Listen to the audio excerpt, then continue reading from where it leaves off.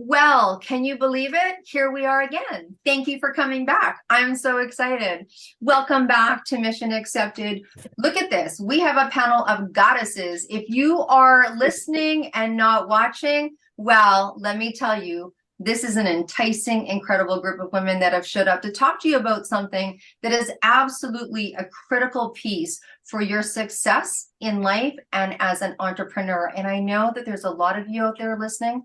We're called Mission Accepted for a reason. These women have done more than just step into their business. They're hanging in there. They're doing the deal. They're learning more. They are what we call stretching, and taking care of oneself and remembering oneself is an important part of that. So I am very excited. These are very incredible women doing what they need to do. And I want to hear myself personally what these ladies are doing to keep that movement going. So let me introduce them to you. I am going to let them actually introduce themselves in detail with you.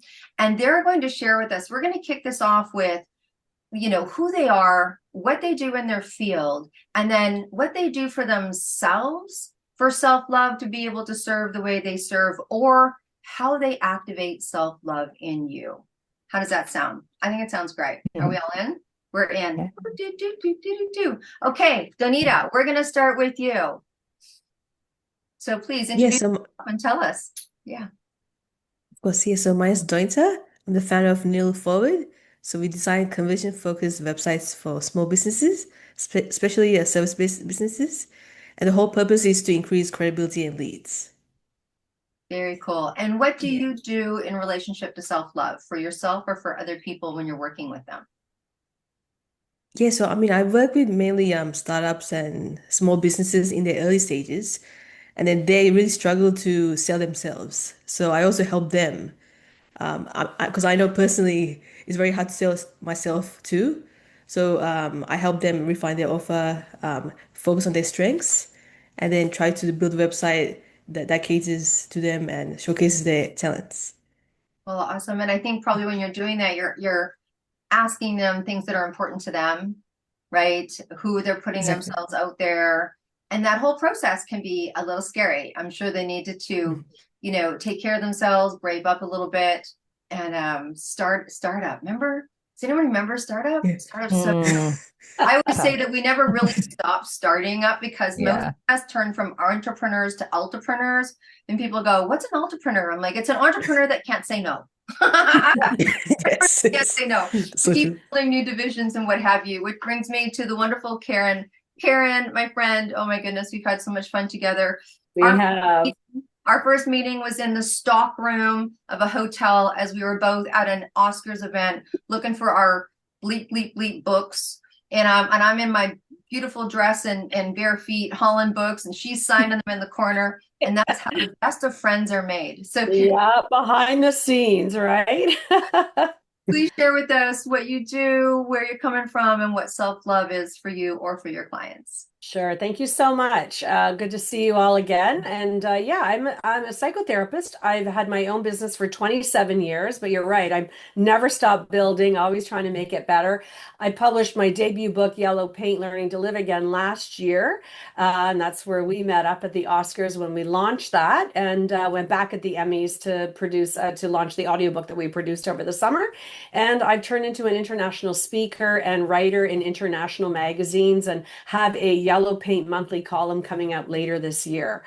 Self-love is a huge topic. I not only have shared my own story of when I hit rock bottom, and then, yes, how I had to relearn loving myself to get to the life I'm having.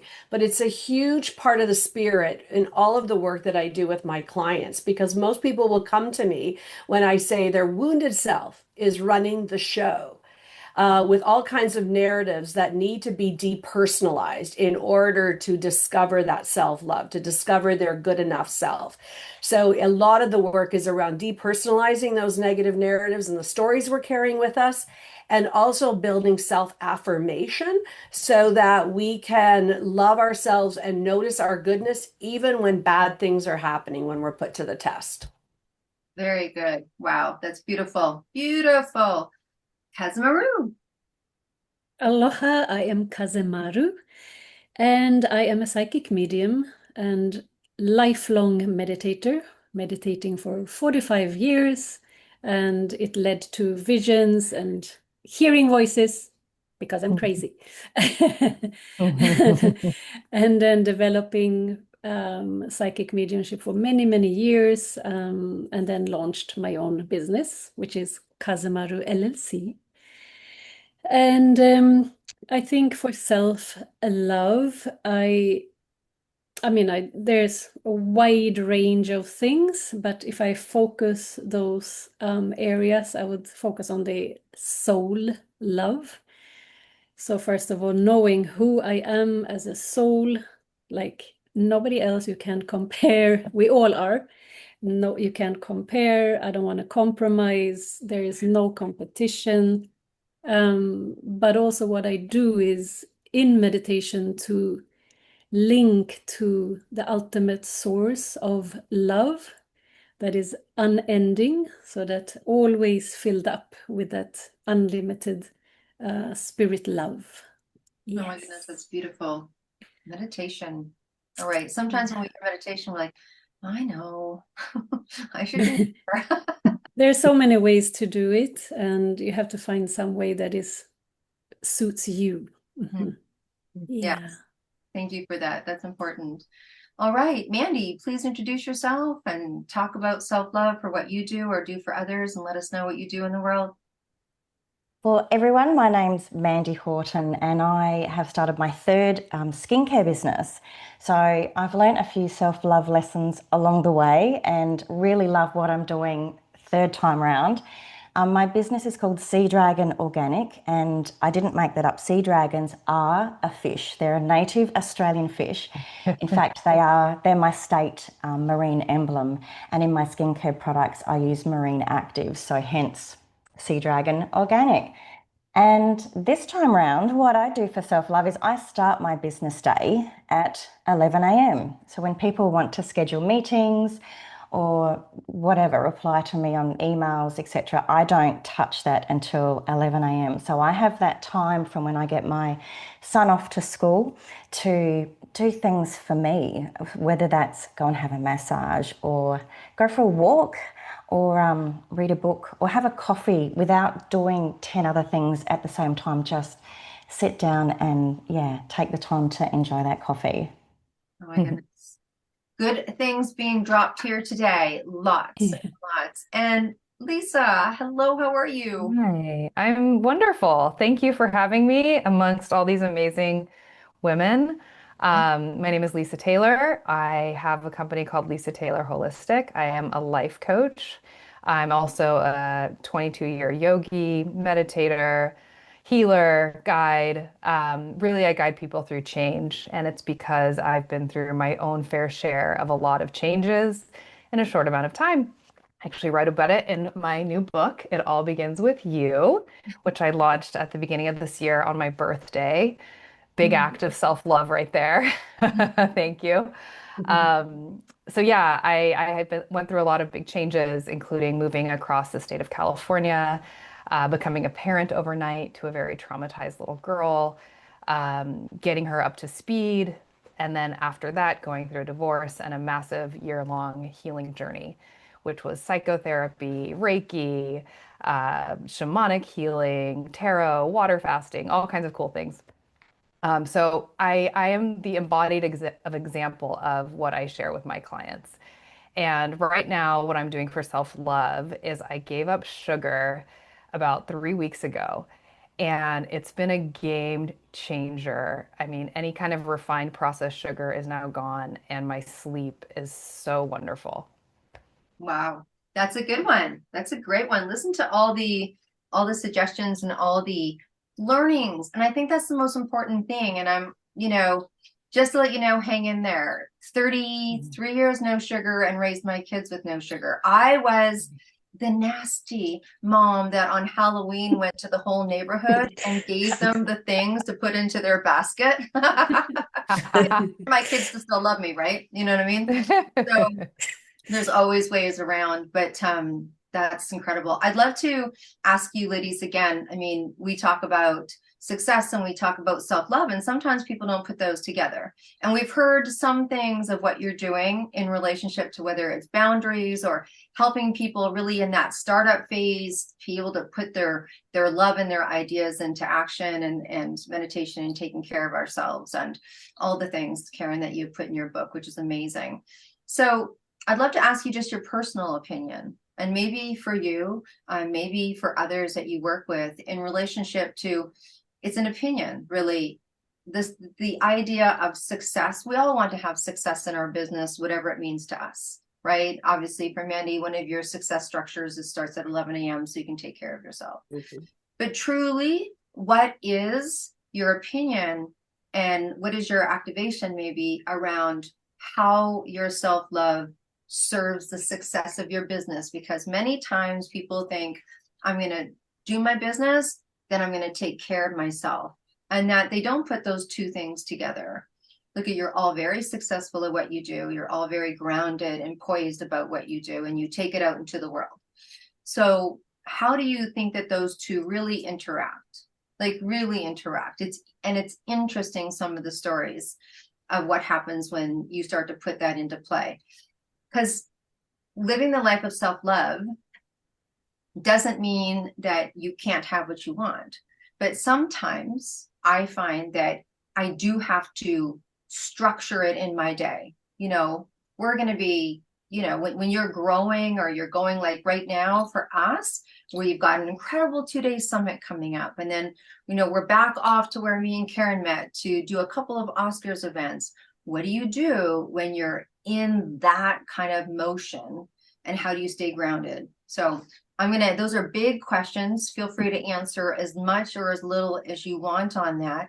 A lot of you work with clients that are doing the deal. So maybe it's something about a client experience that you're going to talk about today. But Donita, what about for you? Your opinion of the relationship between self-love and success? Yeah, I mean, it's kind of complicated because when I started my business when I was 22, I had low self-esteem. I didn't have self-worth. I didn't know what I was doing. And the entire business was an accident, actually. So I was figuring myself out, and I realized that if I want to do well, I need to increase my self-esteem and my self-confidence. It's compulsory, essentially. Because when I was doing sales calls with like prospects and clients, like if I come across as not confident, they're also not confident in that I will do the job well. So and then what's interesting is the more confident I became, the better deals I get. Clients start treating me better. I was able to close more deals better. Like before, my first client was like for like a $500 package. In the beginning, I charged 25 US dollars, which is ridiculous because you should be like charging at least 500 per month for the social media management thing.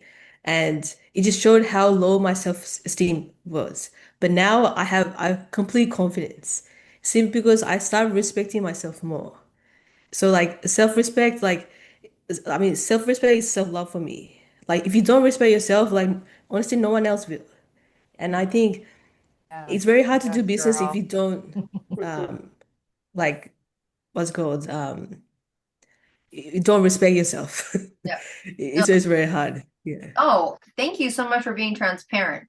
I think that a lot of people can relate to that, not only in starting out prices, but, and I think some of you that have been around for a while, when you know that you've gained more value in what you do, and then it's the changing price dilemma. Does anyone need to call their coach when they do that? It's like, I know I need to change my prices. I'm maxing out of my capacity, either emotionally, sleep-wise, or financially, right? And you come up against that, experience, evaluation of oneself. They call it mindset, but I call it business esteem, right? There's self-esteem and business esteem. But thank you for being transparent and sharing that. I'm sure we all nodded our head a little bit on that one. Karen, let's ask you. Thank you. Yeah, I can totally relate to that because I remember when I hired my first business coach about 10 years ago, and she goes, "Okay, so you're going to double your prices." And I'm like, "What? Are you kidding me?" But one of the best exercises she did, which, already being in the field 17 years at that point, I hadn't done this. And she goes, "Okay, between now and when I see you next, I want you to write down, what value you serve to your clients. How many clients have you served? What have you done with them?" And even the sheer number when I did that. And that was just such a great exercise. And I suppose, yeah, whether it's value or self-love. And yeah, even then I kind of bumbled over the first couple times I listed the new prices. And now it's like, yeah, it's just part of what I do and part of what I believe in. But what I was going to start with originally was this idea, because a lot of people will say how passionate I am about the work that I do. And it's really about that freedom that I feel and other successful people feel to be passionate, to throw themselves into something they believe in so fully because they believe in themselves. And whether, and that kind of overlaps with what I was just saying around value and fees and, all of that piece that we offer. But I think when we're full of self-love, we can succeed because we allow ourselves that freedom to be passionate, to believe in ourselves that we can deliver and believe so fully in what we're doing. And what I hear when you talk, Karen, is I hear even risk taking, like doing things that make you scared, right? Like, That's right. when's the last time I've grown? When's the last time I've put myself through? Because sometimes when you've been around for a while and you're like, and it's grooving, you're like, but I really love the risk, because what that comes up for in the world of entrepreneurship, and I would be hard pressed to say that anyone here hasn't experienced it, but for the audience to know, it's scary when you're purchasing things you've never purchased before. There's a lot of cart before horse in the world of entrepreneurship. You want to get better, you got to pay for the coach. You want to have a book, you got to pay for the book to get done. Then you got to, someone's got to market it. Like, there's all these wonderful surprises that happens. And it is a continuum of getting comfortable with or regulating your nervous system to be risky. I don't know. There's a topic for someone's book. I won't write it, but any of you feel free to take it. Kazamaru, what about for yourself? Success and self-love relationship. Yes, again, so many layers, but for me, first of all, when I start with myself, one thing for self-love that leads to success, I feel, is like what I mentioned with meditation, is to always clean my mind from any negative self-talk or, of course, attitudes, and never allow anything that takes my happiness away. It's just a given. It's like, no, my mind and my feelings and my heart, soul, everything is too important. That's the core of everything I do.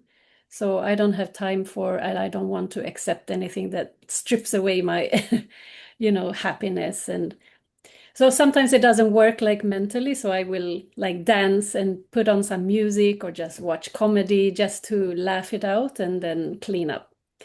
And I feel like when it leads to success, my love for others is in my work as well.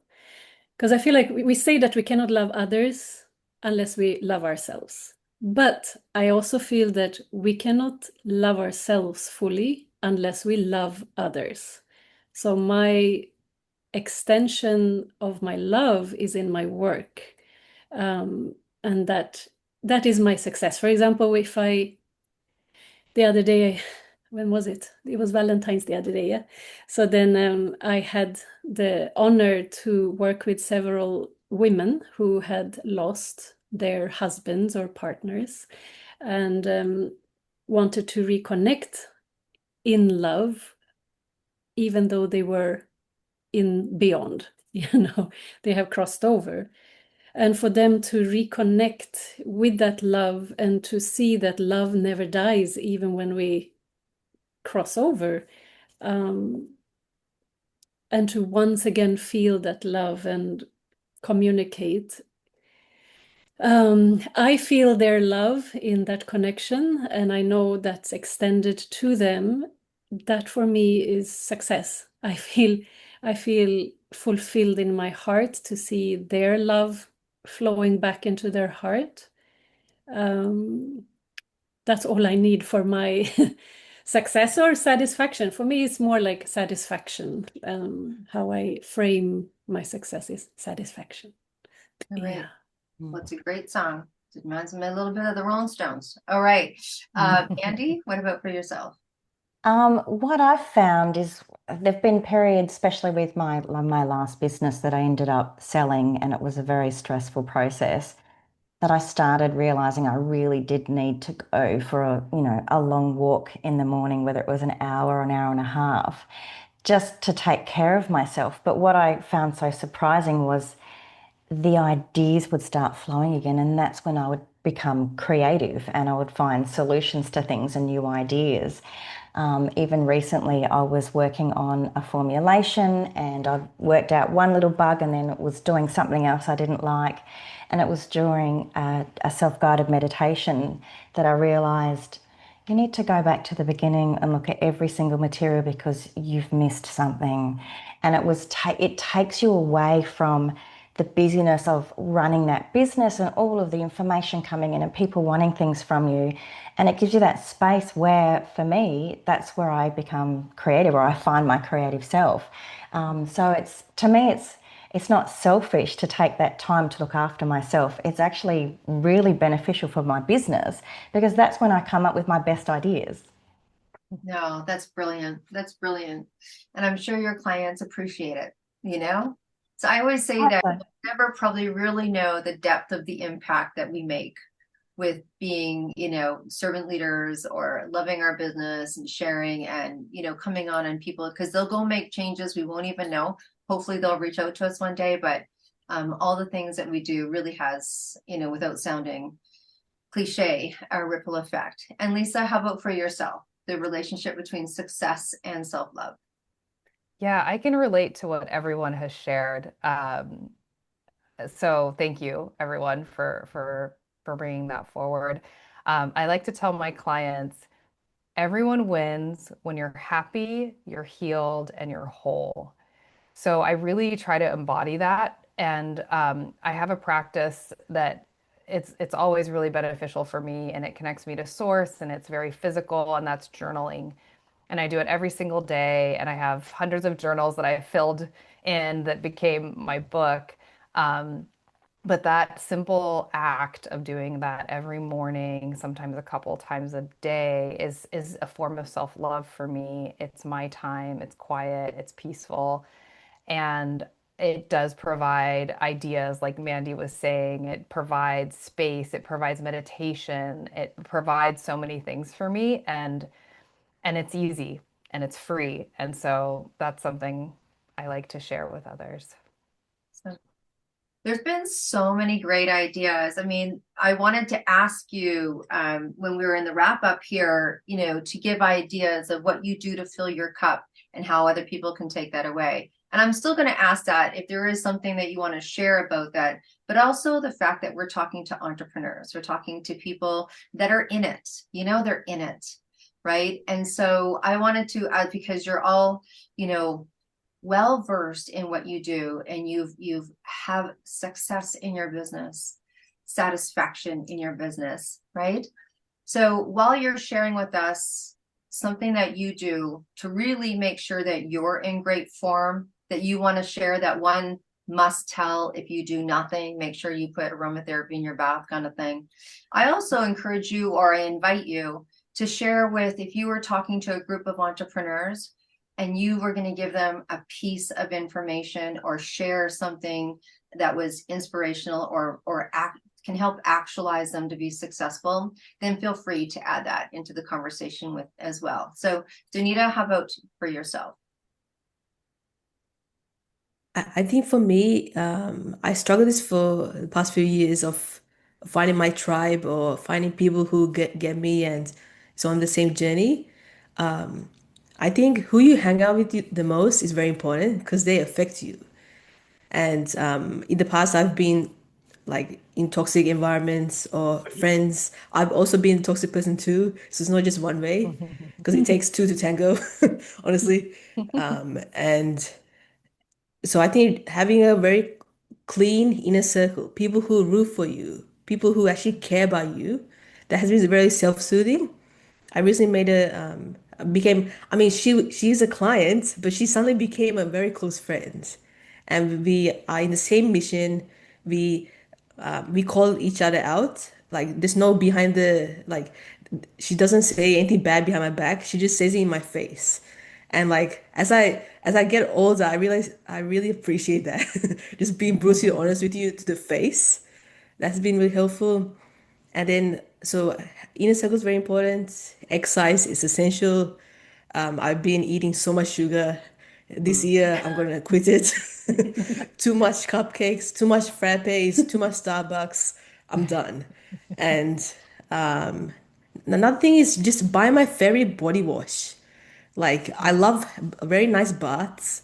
I like to have options. So I have multiple flavor, multiple like scents of body washes. Because and yeah, body wash and another thing was music. Even if it's my weird techno music, it just shows the rhythm of my mind, honestly. Like techno music, like it's literally my mental stuff, but it keeps me regulated. Yeah. That's very So I cool. think so I really last year was very difficult for me, and I realized that I have to self like respect myself, and as a result, do things that's aligned with respecting myself. Yeah, so far these strategies have helped me. Oh, absolutely. Well, she said it on air that she was quitting sugar. So good on you. Good on Write you. it Yes, down. yes, girl. Write, Yes, right. write that down. Just like that. Thank you so much. It's a great reminder of who you're sitting with. You know, it's being at that table that you'd want to share a meal with. That's fantastic. Karen, what about for yourself? Yeah, I think the tip for entrepreneurs really around self-love is just to remember that growth is not, straightforward. When we're really filled with self-love, we don't have to be perfect to be good enough. And I think that really builds resilience when things zig and zag. So what we thought would work, hoped worked, either didn't work or didn't go the way we had hoped or thought. It's like we look at it with curiosity rather than shame to understand, what else can I do differently, whether it's worth trying it again or throwing it away and starting with something else. But it really is that distress tolerance, that it's not onward and upward, that there is a zigzagging, and to learn how to tolerate that to build resilience and to keep growing. So that's my first part of that tip for entrepreneurs when success is from self-love and resilience. Filling my cup, okay, and I think Debbie, how I'm going to answer this, but filling my cup really is about my travel experiences, and for a long time now, I've just lived with that meaning behind myself and my life to go big or go home, to always look for something new and different. So whether I was skydiving in Dubai or living with the gorillas up in the mountains in Rwanda. I just booked a trip to snorkel with humpback whales in Tonga, but it's like I have such a zest for life, and I just really know that that's so important for me to keep doing. And also a lot of good giving back excursions and adventures to support female agriculturists around the world. So really a great combination of animals and nature and giving back, but that's definitely what fills my cup every year. Oh my goodness. That's amazing. And I love that. So sometimes it's filling your cup in, in your day, whether you're journaling daily or walking daily. And then there's those things that you can do that fill your cup for a good long time. You know what I mean? That's right. For a good long time. That's fantastic. Thank you for sharing. Mandy, what about yourself? I would say make self-love and treat yourself, whether you're a solopreneur or you have a small team, like you're a larger corporation. And they have HR departments and wellness people that put together programs. Do that yourself. Come up with a wellness program, put it in your business plan. Step out, whether it's every month that you're going to have a special lunch or a massage van come to the office, or maybe watching a few TED Talks with some nice snacks and drinks. Schedule it in at the start of the year and then roll that out each month or each week and make it a priority. Just like you reconcile your accounts every week or every month, you do something for your well-being, and it's not negotiable because it's in the plan. So stick to your plan.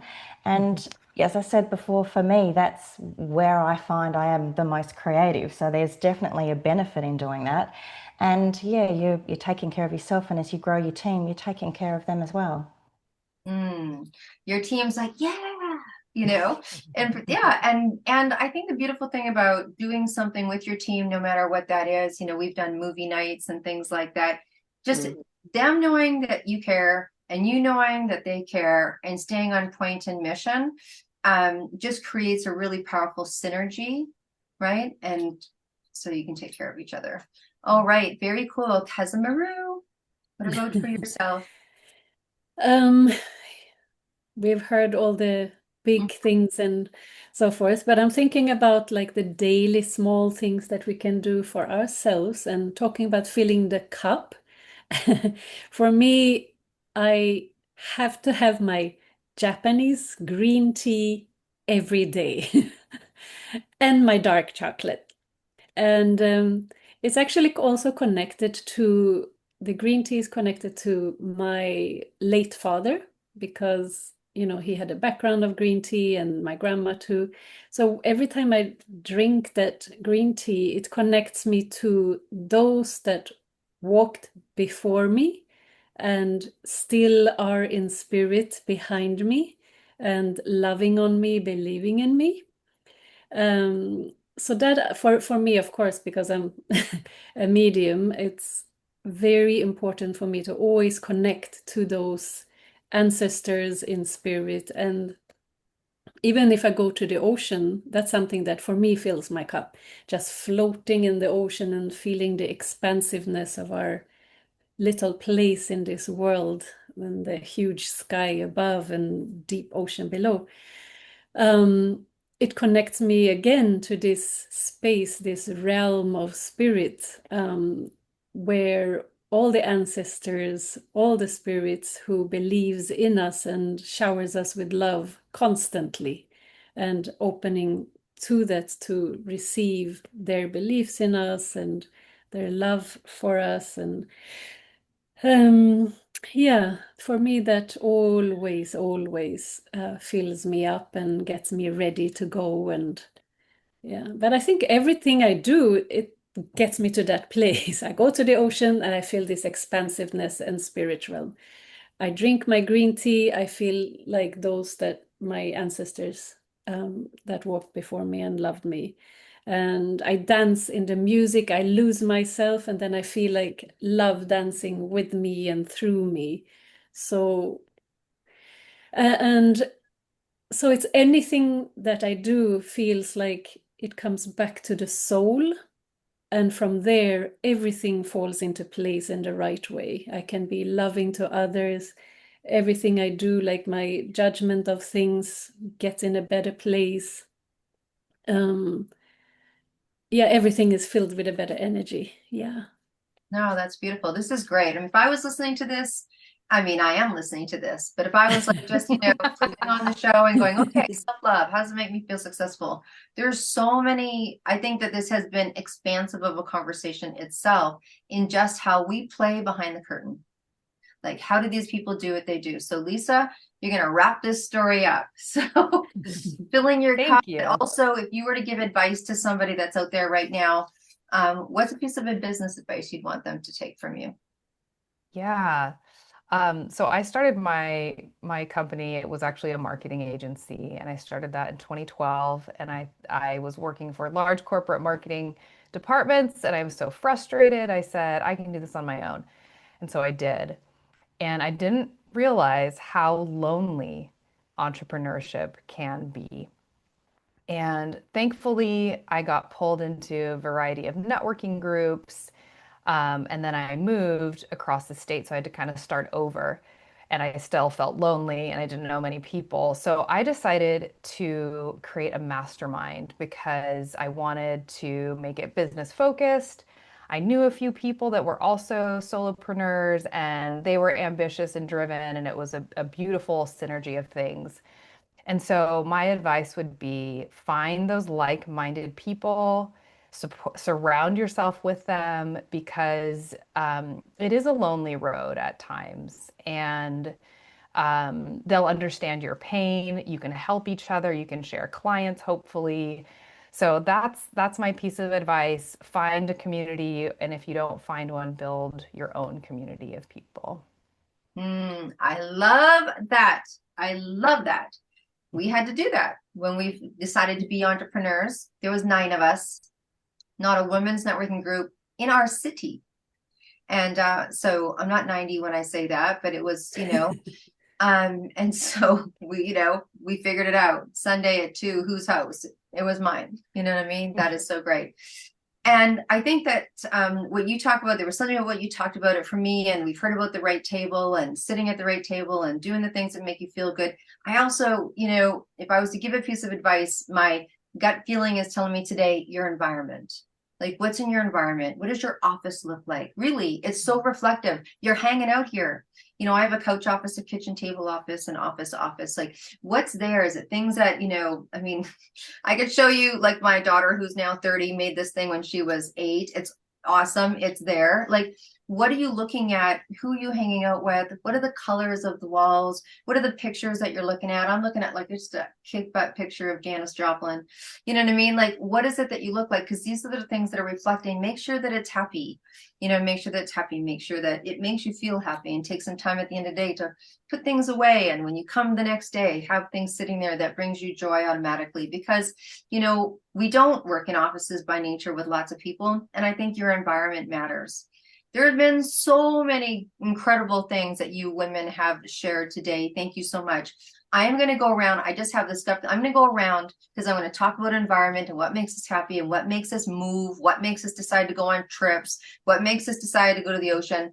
I'm going to go around very quickly. First thing that comes to you, what is a color you couldn't live without? Donita? Oh, okay, black. Okay. Okay, perfect. Karen? Yellow. Yellow. Okay. Casamaru, what color? Rose gold. Gold Rose rose. gold. Rose. Andy, what color could you not live without? Teal. Oh, teal. Lisa, what's your color? Purple. Oh my goodness, I love purple. I love all colors, but I'm going to go with red. Thank you so much for sharing. And look, at if you're listening to this and you're like, I want to brave up, I want to sit on that stage. We have stages, podcasts and stages and television. And there's a big shout out. If you are looking and are ready for your own TV show, let's have that conversation. Let's get on some stages.